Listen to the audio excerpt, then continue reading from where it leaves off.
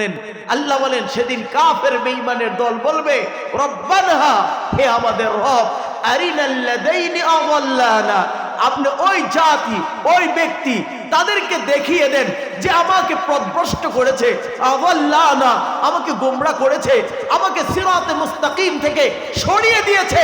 আল্লাহ এরকম ভাবে নাজআলহুমা তাহতা আকদামিনা, এ আমাদের রব, তাদেরকে আমাদের পায়ের নিচে দিয়ে দেন, লিয়াকুনা মিনাল আসফালিন, তার বুকের উপরে পারিয়ে পারিয়ে তার এরকম ভাবে পায়ে পদধরিত করে আমরা জাহান্নামে যেতে চাই। এরে ভাই, যেই নেতার ইশারায় তুমি চাঁদা নিতা, যেই নেতার ইশারায় তুমি সন্ত্রাসী করতা, যেই নেতার ইশারায় আরেকজনের জমিন দখল করেছো, যেই নেতার ইশারায় আরেকজনের ফেস্টুন তুমি ছিঁড়ে দিয়েছো, যেই নেতার ইশারায় আরেকজনের বাড়ি তুমি এরকম ভাবে আগুন দিয়ে পুড়িয়ে দিয়েছিলে, তোমাকে সেই নেতা তোমার পায়ের নিচে সেদিন আসবে, কারণ তোমাকে সে জাহান্নামের কয়লা বানিয়েছে। কথা বলেন ঠিক কিনা?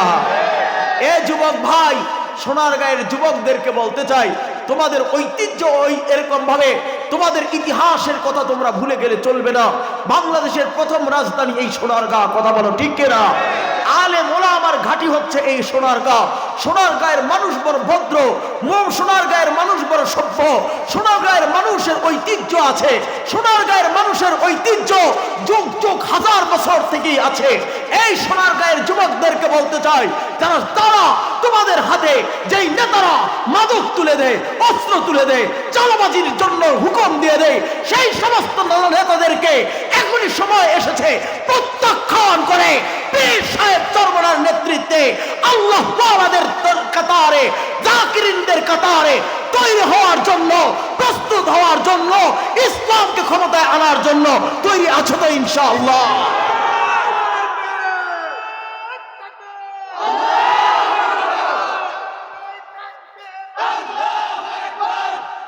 সর্বশেষ আমার কাকা, অত্যন্ত আমার আব্বা আমার কাকা দুইজন বন্ধু, সারা জীবন রূপগঞ্জে ওয়াজ করতে গেলে আমগোবাড়ির দস্তরখানো থাকতুই। আরে কথা কয় না, বুঝেন না? অনে আনে কাকাও ব্যস্ত ভাবেও অসুস্থ। এর আগেও আমার কয়েকদিন আগে কইছে, তোর কাকার লোকে দেখা হয় রে। সুবহানাল্লাহ, কি মোহাব্বত। আমি কাকা যখন এখান থেকে এমপি নির্বাচন করে, আমি আমার রূপগঞ্জ থেকে হাত পাকা এমপি নির্বাচন করছি। তো আমাদের সোনারগাঁও থেকে ২৫০০ থেকে আমাদের কে নির্বাচন করেছে? আমাদের আরে নাসির কাকায়। তো আমরা যখন নির্বাচন করি, ওই মুহূর্তটা আহারি, সোনারগাঁয়ের যে একটা ঝয় ঝংকার ছিল, ইনশাআল্লাহ আবারও আমরা সেই ধরনের আল্লাহ ওয়ালাদের একটা জয় ঝংকার এই সোনারগাঁয়ের মাটিতে দেখতে চাই। ঠিক আছে না ইনশাআল্লাহ? আল্লাহ আপনাদের কবুল করেন, আমিন। ওয়া আখিরু দাওয়ানা আলহামদুলিল্লাহি রাব্বিল আলামিন। আসসালামু আলাইকুম ওয়া রাহমাতুল্লাহ। সব ফালাই দেই, এইটা আর হসার কোনো ভাও নাই। আমি কই আচ্ছা তাই নাকি? রাত্রে যখন আমরা 3 দিনের জামাতে ছিলাম শাহালির মাজারে, রাত্রে উঠছি তাহাজ্জুদ পড়বো, দেখি তালা কাটে ফাকলারা। আমি কই কিরে এক্সিবিলিতে তালা কাটসকে? সারা রাত কাইটা এরকম ভাবে এটা না থুয়াইয়া ওই 10 টাকা 20 টাকা গাঞ্জার হুকি এরকম ভাবে ছোট ছোট প্যাকেট খায়। কথা কোন ঠিক কিনা? আরে শোন শোন শোন, এরকম ভাবে এরা মনে করে তালা মাইরা দিলে ওই শাহজালাল ইয়ামান, শাহপরান ইয়ামানির ওই বটগাছের শিকড়ে বেঁধে দিলে, আর এরকম ভাবে শাহালির ওই মাজারের বটগাছের গুড়ার ভিতরে বেঁধে দিলে মনে হয় এরকম ভাবে জোড়া লেগে যায়। আল্লাহ বলেন না না না, এই জোড়া লাগানোর মালিক তো আমি আল্লাহ। ও খলাকনাকুম আজওয়াজা, জোড়ায় জোড়ায় তৈরি করেছেন কে? আর জোড়া বলেন না কে? আমার ভাইয়ের, আপনার বাড়ি সোনারগাঁও, বিয়া করছেন বরিশাল, জোড়া মিলাইলো কে? জোরে কয় না, কে করাইলো? হে আমার ভাইয়েরা, যদি পাগলায় তোমার আমারে মিলাই দেওয়ার ক্ষমতা থাকতো, তাহলে পাগলা খালেদা জিয়ার নাতনির নাম নিয়ে পাগলার সাথে একটা বান দিলে অটোমেটিক এ দেশের প্রেসিডেন্ট হইতো। কথা কো ঠিক কিনা? কি কথা কস ঠিক না? কারণ বিএনপি নাও ক্ষমতা নাও আর আগই হাগো যে উৎপাত শুরু হয়েছে। আরে কথা কোন ঠিক না? বুঝা যায় তো হ্যাঁ, নাতনি একটা বিয়ে করলে অটো সংসদের চেয়ারম্যান। কথা কোন ঠিক না? আরে কথা কোন ঠিক না? এই পাগলার দল শহর রব্বে কারীম বলেন তো না, তুই বেঁধে দিলেই তো হয় না। ও খালাকনাকুম আজওয়াজা, জোড়া লাগানোর মালিকটা কে? এর ভাই জবান খুলে বল কে? আল্লাহ তাআলা এই জন্য বলে দিলেন জোড়া লাগানের মালিক তো আমি আল্লাহ। এ পাগলা, তুমি বেঁধে দিলেই হবে না, তুই বললেই চলবে না। এই জন্য শিরিক বিদ্যা সিফাত করা যাবে না। আল্লাহ বলেন ওয়াল কদরি খাইরিহি ওয়া শাররিহি মিনাল্লাহি তাআলা। তকদিরের ভালো তকদিরের খারাপ যা হয় এটা কার পক্ষ থেকে? আল্লাহ। বাজে কয়টা রে? 9টা? ওরে বাবা রে বাবা, 9টা 2 বেজেছে। এই আমার কাকা জানটা নিয়ে এসে পড়তো। আমার আবার ভয়ের আরেকটা জাঙ্গালিয়া, সেখানে বলছি 9:30টায় যেতে হবে। জবান ঠিক রাখা এটা বেশি জরুরি, ঠিক আছে না? আল্লাহ যদি চায় লম্বা সময় আরেক সময় আলোচনা হবে, কিন্তু আজকে মূল পয়েন্টে আছি। আছে কোথায়? রু আছে প্রথম আসমানে। কোন জায়গায়? জোরে কর না। আরে মি আমনে করে কোন পর্যন্ত নিছি কর না? প্রথম আসমান পর্যন্ত। 7টা বক্ত নেওয়া দরকার, কারণ কোনো মতো ভার করি ভালো করে বুঝেন আমার ভাইয়েরা। ওই সেখানে গেলেই শিরিকের সব মনিটরে উঠে পড়বে আমার ভাইয়েরা। নিজের চোখে দেখিছ। গিয়েছিলাম খুলনার খানজাহানের রহমতুল্লাহি আলাইহির দরবারে, সেখানে ওয়াজ করতে যাই। ওয়াজের উসিলায় পৃথিবীর বাংলাদেশের এরকম ভাবে টেকনাফ থেকে তেতুলিয়া আহারে পুরা প্রান্তে প্রান্তে আল্লাহ সফর করায়, আর নিজের চোখে দেখে দেখে এলেম শিক্ষা করি আহারে। সেখানে দেখলাম মানুষ কুমিরের জন্য মান্যত করে, এরকম মুরগি ছেড়ে দেয় পুকুরের ভিতরে, দিঘির ভিতরে, আর মনে করে যদি আমার কুমির আমার এই মুরগিটাকে খাপ করে খায় তাহলে আমার তকদির পরিবর্তন হয়ে যাবে। এ আমার ভাইয়েরা, পৃথিবীর কোন গজার মাছ তকদির পরিবর্তন করতে পারে না। পৃথিবীর কোন কুমির তোমার আমার তকদির পরিবর্তন করতে পারে না। পৃথিবীর সাপুরিয়ার সাপ তোমাকে তকদির পরিবর্তন করার জন্য ওই এরকম হাটে বাজারে খেলা দেখায়, বলে সাপ তোমার তকদির পরিবর্তন করবে। সব পৃথিবীর কোন সাপুরিয়ার সাপ তোমার আমার তকদির পরিবর্তন করতে পারে না। বাজারের ওই টিয়া পাখি দেখে যারা ভাগ্য গণনা করে, পৃথিবীর কোন টিয়া পাখি তোমার আমার ভাগ্য গণনা করতে পারে না। একমাত্র তকদিরের মালিকটাকে জোরে বলেন ওয়াল কদরি খাইরিহি ওয়া শাররিহি মিনাল্লাহি তাআলা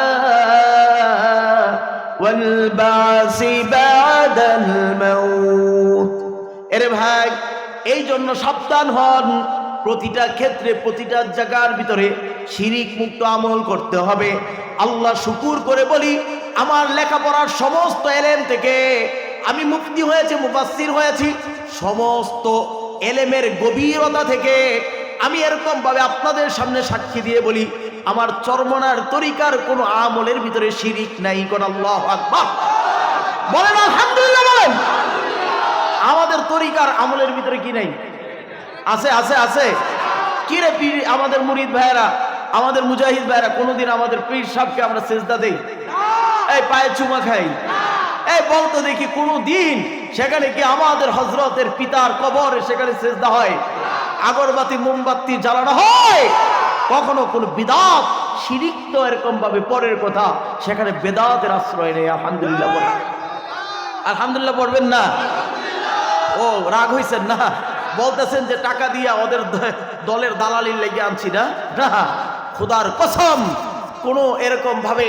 আমি তো তবলিগওয়ালার পোলা, বড় তবলিগের আমির, আমার বাবা পুরা রূপগঞ্জ থানার আমির সাহেব। আমি যখন প্রথম চরমনায় যাই, তো আমাদের এখানে তো আমার আব্বা বলে আমি সারা জীবন করলাম তবলিগ, তুমি যাও চরমনায়। আরে কথা কর ঠিক না? আরে আমি বললাম যে আব্বা বড় আলেম বানাইছেন, মুফতি বানাইছেন, বড় আলেম হয়েছি, বুঝে শুনেই যাই। আলহামদুলিল্লাহ, কথা ঠিক না? আল্লাহ শুকর।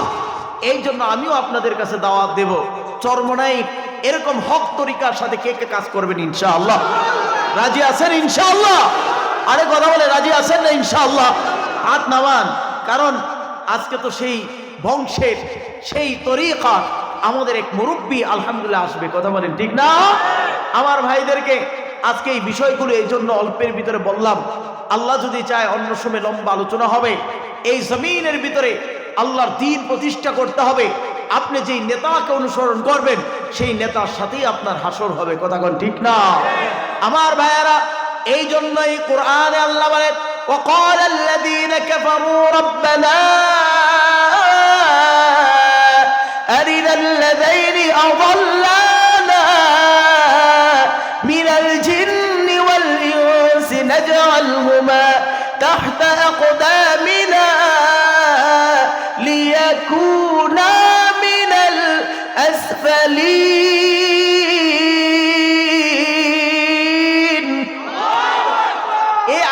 আপনাদের সামনে তেলাওয়াত করেছিলাম শুধু এই কথাটা বলার জন্য। আল্লাহ বলেন ওয়াকালাল্লাযীনা কাফারু, আয়াতের তরজমাটা শুধু শুনেন। আল্লাহ বলেন সেদিন কাফের বেঈমানের দল বলবে রব্বানা, হে আমাদের রব, আরিনাল্লাযীনা আযাল্লানা, আপনি ওই জাতি ওই ব্যক্তি তাদেরকে দেখিয়ে দেন যে আমাকে পথভ্রষ্ট করেছে, আযাল্লানা, আমাকে গোমরা করেছে, আমাকে সিরাতে মুস্তাকিম থেকে সরিয়ে দিয়েছে।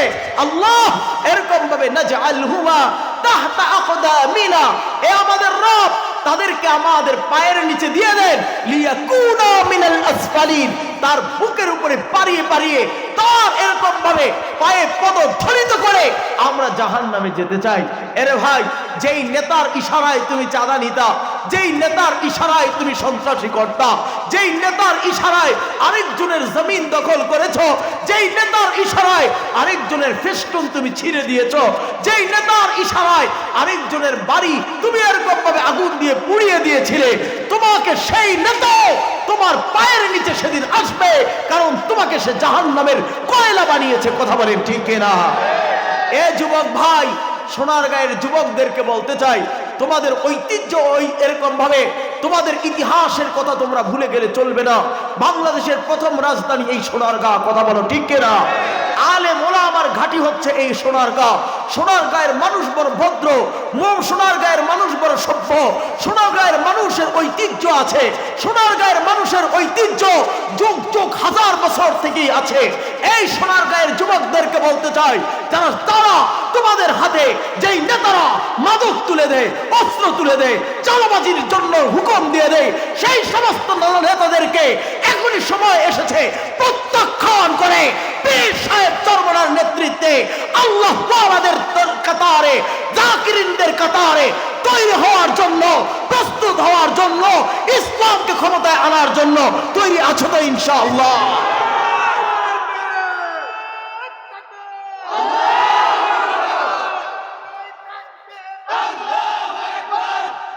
সর্বশেষ আমার কাকা, অত্যন্ত আমার আব্বা আমার কাকা দুইজন বন্ধু, সারা জীবন রূপগঞ্জে ওয়াজ করতে গেলে আমগোবাড়ির দস্তরখানো থাকতই। আরে কথা কয় না, বুঝেন না? অনে আনে কাকাও ব্যস্ত ভাবেও অসুস্থ। এর আগেও আমার কয়েকদিন আগে কইছে তোর কাকার লোকে দেখা হয় রে। সুবহানাল্লাহ, কি মোহাব্বত। আমি কাকা যখন এখান থেকে এমপি নির্বাচন করে, আমি আমার রূপগঞ্জ থেকে হাত পাকা এমপি নির্বাচন করছি। তো আমাদের সোনারগাঁও থেকে ২৫০০ থেকে আমাদের কে নির্বাচন করেছে? আমাদের আরে নাসির কাকায়। তো আমরা যখন নির্বাচন করি ওই মুহূর্তটা আহারে, সোনারগাঁয়ের যে একটা ঝয় ঝংকার ছিল, ইনশাআল্লাহ আবারও আমরা সেই ধরনের আল্লাহ ওয়ালাদের একটা জয় ঝংকার এই সোনারগাঁয়ের মাটিতে দেখতে চাই। ঠিক আছে না ইনশাআল্লাহ? আল্লাহ আপনাদের কবুল করেন, আমিন। ওয়া আখিরু দাওয়ানা আলহামদুলিল্লাহি রাব্বিল আলামিন। আসসালামু আলাইকুম ওয়া রাহমাতুল্লাহ।